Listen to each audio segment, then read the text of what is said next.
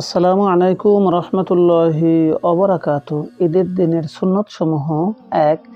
ঈদের দিন খুব সকাল সকাল ঘুম থেকে জাগ্রত হওয়া। 2. ফজরের নামাজ নিজ মসজিদে জামাতের সাথে আদায় করা। 3. ওযু ও গোসলের পূর্বে মেসওয়াক করা।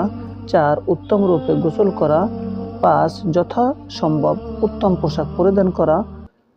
6. সুগন্ধি আতর ব্যবহার করা। অ্যালকোহল মিশ্রিত সেন্ট ব্যবহার করা নিষেধ। 7. ঈদুল ফিতরের দিন ঈদগাহে যাওয়ার পূর্বে কোনো মিষ্টি দ্রব্য আহার করা। 8. ঈদুল আজহার দিন ঈদগাহে যাওয়ার পূর্বে কোনো কিছু না খাওয়া।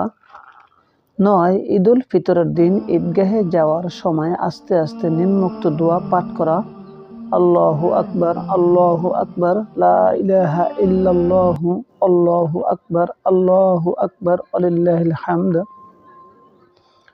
10.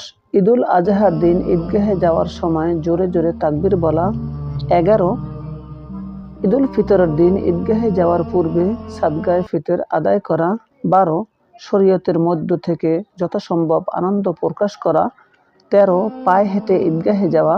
14. ঈদগাহে এক রাস্তা দিয়ে যাওয়া এবং অন্য রাস্তা দিয়ে ফিরে আসা। 15. ঈদের নামাজ ঈদগাহে আদায় করা, বিনা ওযরে মসজিদে না পড়া। 16.